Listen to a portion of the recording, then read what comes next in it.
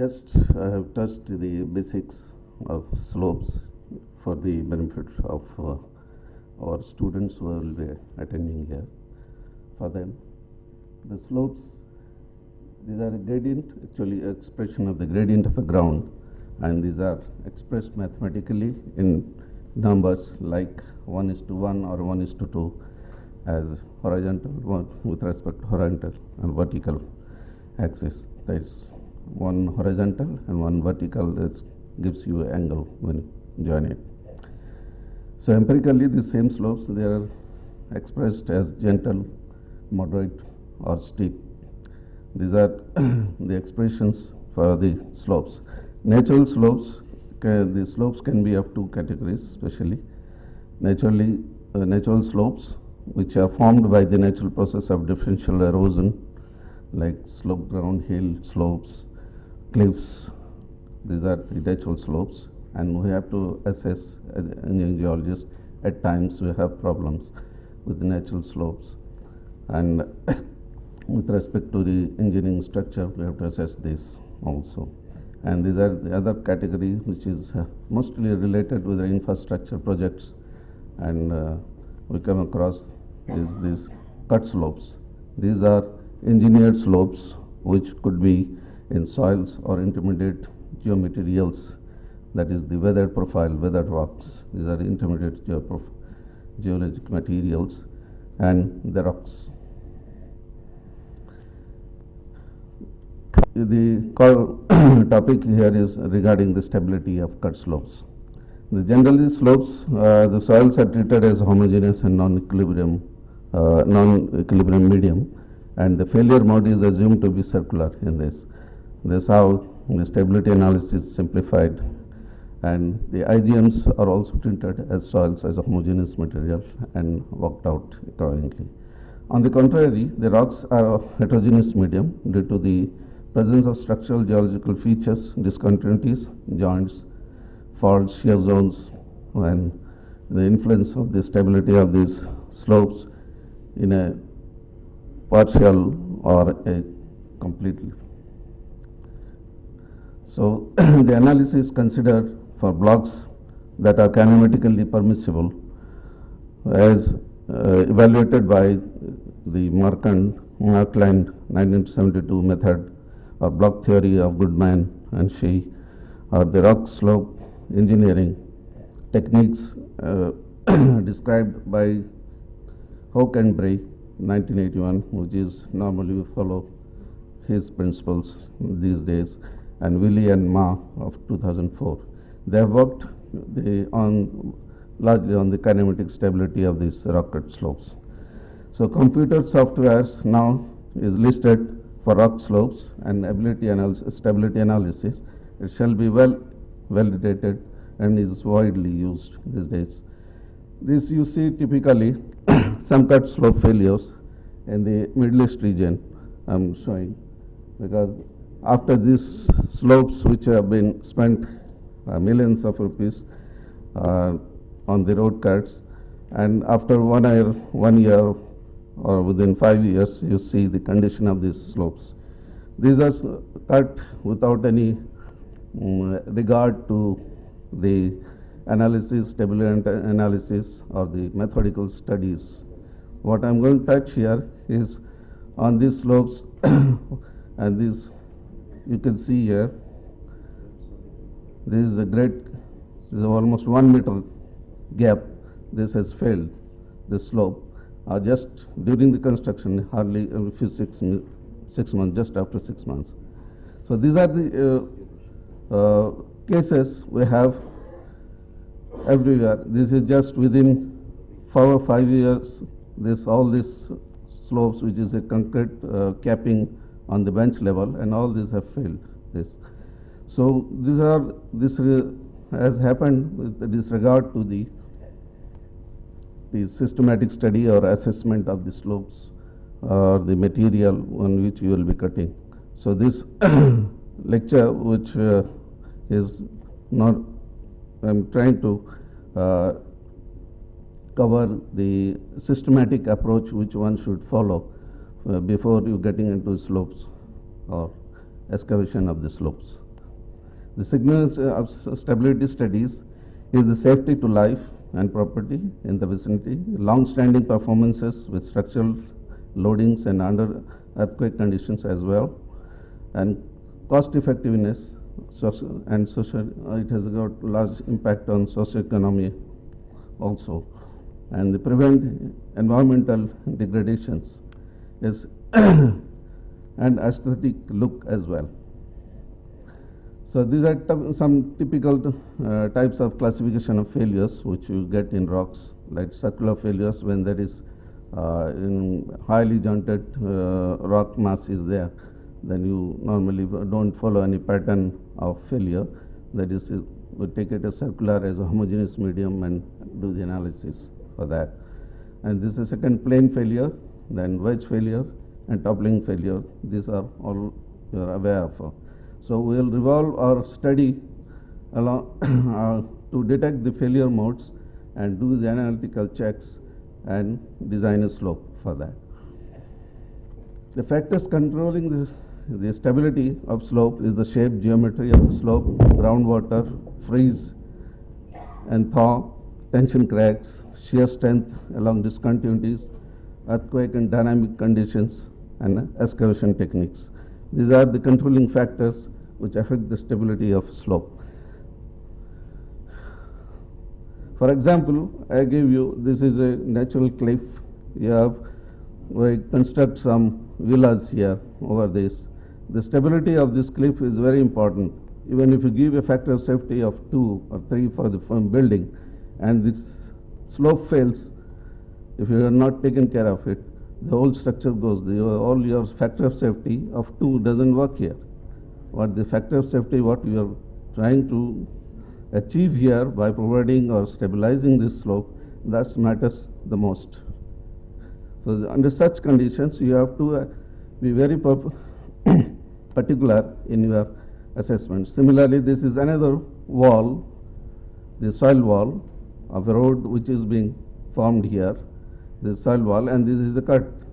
And the stability of this soil wall is dependent not on the bearing capacity of the rock on which your soil wall is constructed. It is on the stability of, mostly on the stability of this cut face. So slope stability of this cut face forms an important factor in this construction.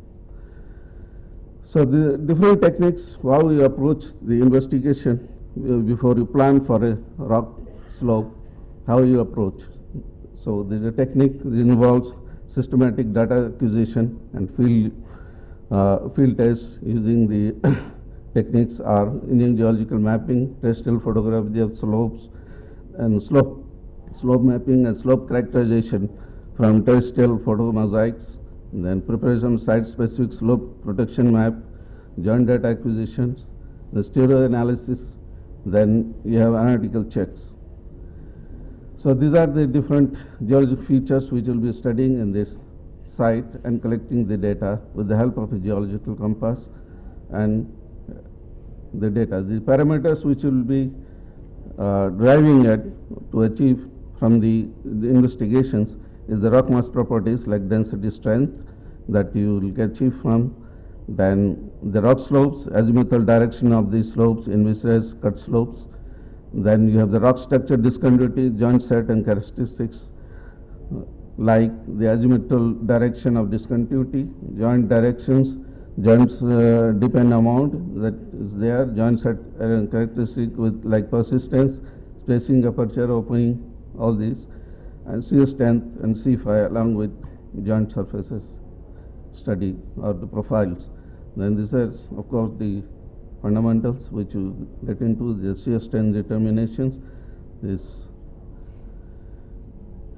the parameters which influence I have already told you, and this is the data acquisition data sheet normally you follow in the field. We collect the data with all joint set parameters on this. Then the equipment which you use normally for these field studies or the investigation of a slope, the rover GPS we normally use it nowadays, and the geological compass of course for azimuthal direction amount. Then high resolution SLR cameras we use selectively for terrestrial photography of the slopes, cut slopes. then core for profile graphs, comb profile graphs for joint roughness measurements, and the Schmidt-Hammer for joint strength determination, field strength, and tapes, of course, you use it. And the laboratory test which normally you do is direct shear box test along the potential discontinuity surfaces and the point load for the strength determination.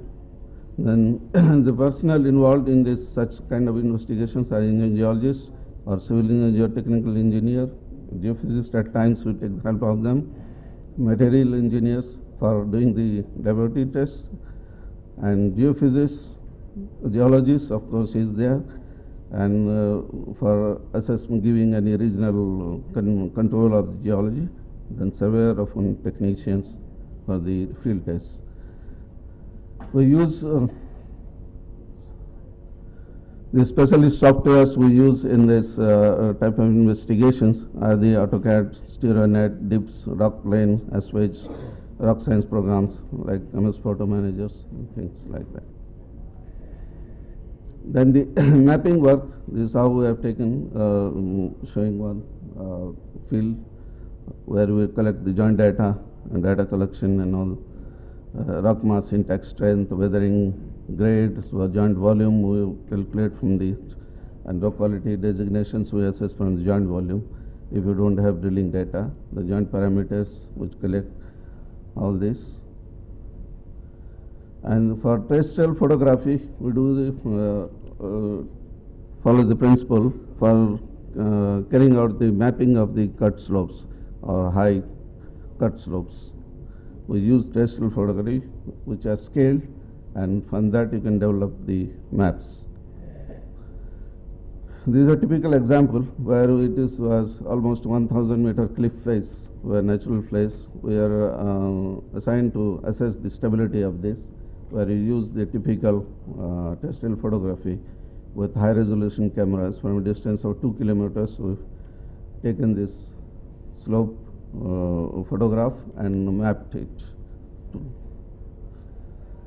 This is the typical photograph and taken from 2 kilometers almost distance with a high resolution camera, and over this we have mapped, prepared the map, finalized the map. Then we do precision drilling for sampling at times when it's required to find out the direct shear test to find out the CN strength parameters which will be used in the analytical checks. And and we do the measurements on the course as well. And then this is a high resolution acoustic televiewer at times we use when you have done some boreholes. Directly you can put with this acoustic televiewer study, you can log the discontinuities, and this is called HIRAD, and these are features which are give you a direct assessment of the thickness of shear zones or shear seams or fault zones, their thicknesses and material type. This gives you in advance this data which you can use it in your stability analysis. This gives you the Rose diagram and stereo plotting from the analysis. There is a software for that. You take it, and with this you can, this is the output we have. Yeah, this is the output of the log or the HIRAD log, and these are the cores which have, and this they give you the number of joint sets from these polar concentrations, and you have the Rose diagram showing the dispersion or distribution of different joint sets. The specialized laboratory test, that is the direct shear test, we do it to find out the shear strength parameters, CN5, which normally use it in the analytical checks. So once we have got all this data from the field investigations and with the choice of data we have, then we go for the analysis of the data in two modes. One is empirical method, the other is analytical checks. So empirical method is your standard kinematic administrative check, Markland test. We follow that. This is a typical stereo analysis. I think people know about this. From this analysis, we take all the joint data which collect in the joint data sheets, and we plot it on the StereoNet to identify the different joint sets, the potential joint sets, and then find out the failure mode. This is called the contour, these poles. Then you have got the stereo rose diagram. This gives the different sets. We identify the sets. Then this is the stereogram from which we find out the failure modes. So this is typical. This is for a mine. You can do zoning also, and for each zone you can find out the data to identify the failure modes. These are from this stereogram you can identify the different joint sets and the mode of failure mode is such. This you use it with the help of your software like StereoNet, or you have DeepSix or Deep Rock Science programs you can use that. And from this analysis, empirical analysis is the typical summary we have, which shows the cliff slope, the joint sets, the wedge numbers. From this you can find out different wedges, wedge numbers, and the intersection joint sets, then azimuthal direction of the slope, then phi angle and direction of the plunge. All this data this is summary table we can get from the empirical analysis. From that empirical analysis, we get into the analytical checks. When you find some potential wedges, slopes for failures based on the failure modes, you can do rock science or SWedge, we use it, and or for plane failure we use the rock plane program, and we do use the empirical from the empirical data what to input parameters which I have, and we use the input parameters and use this program to find out the based on the factor of safety we find out the support system required to stabilize a unstable rock slope.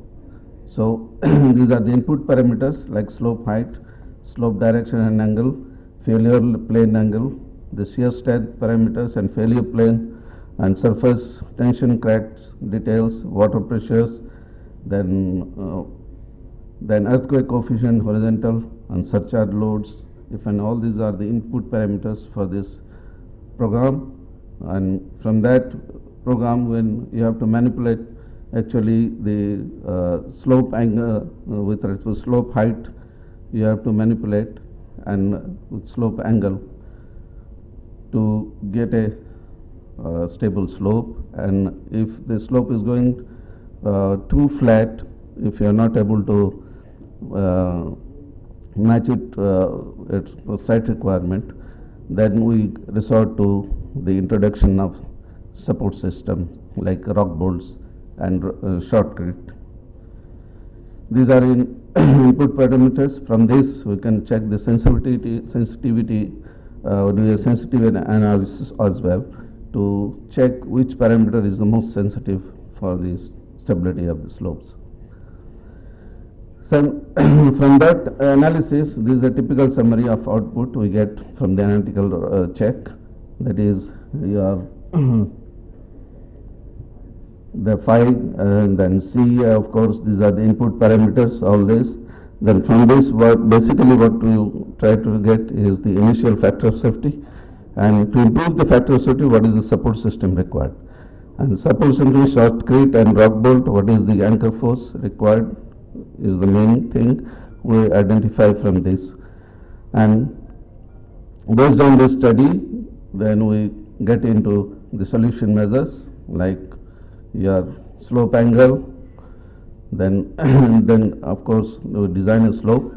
From these parameters what should be the slope angle and what are the protection measures required optimum, that is optimum protection measures, what kind of failure modes are there, and to stabilize this whether it will be a spot bolting is required or systematic bolting is required, you can identify from the analytical checks. And based on that you design the slope, and then bench height, all this you can get with the manipulation of the software. You can fix the slope height and the bench width also, and slope angle, of course, and to stabilize that, you get all the parameters. From this, you develop the design drawings and and identification of slope protection measures for stabilization, which, as I told you, this will be surface protection or stabilizations like with shotcrete, plain shotcrete or reinforced shotcrete, rock bolts, wire mesh, fiber reinforced or welded wire mesh. Then geogrids, if you have toe walls, gabion walls, concrete and toe ditches, drainage system.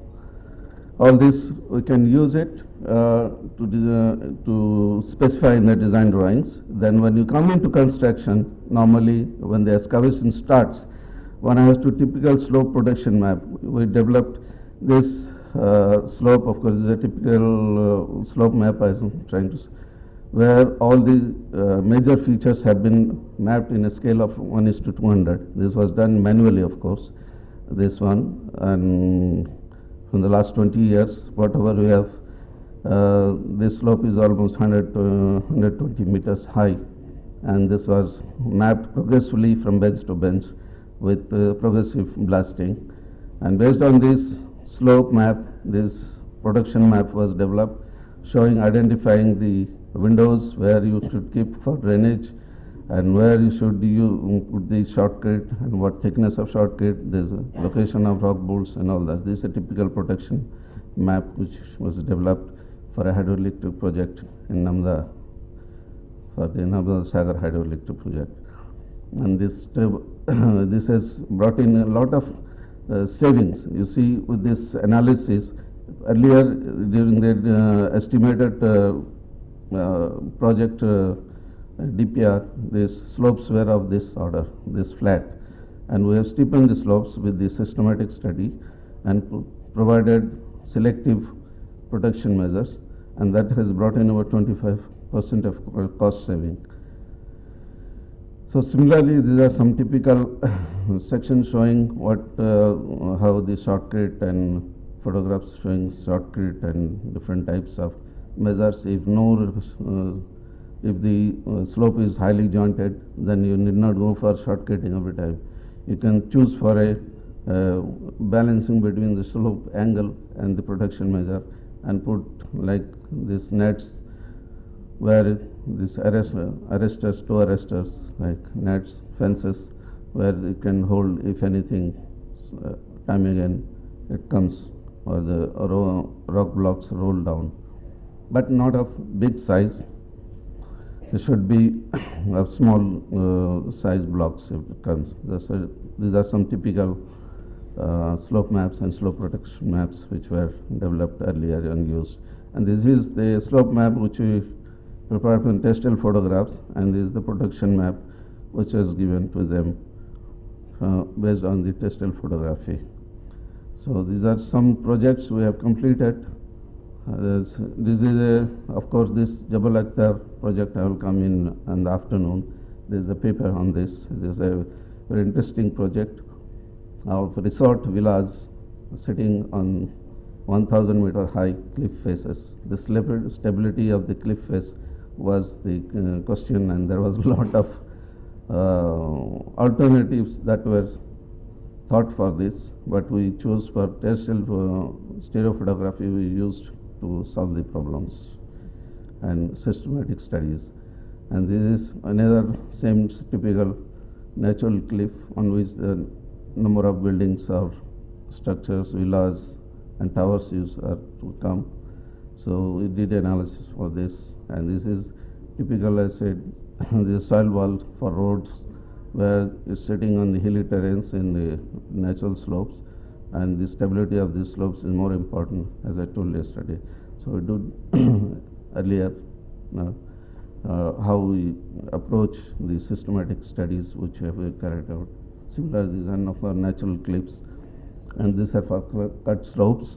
And this for the Etihad rail project, there is deep cuts are there about 60 meters height, where we have taken a systematic study to identify the rock slope angles as well as the projection measures for that.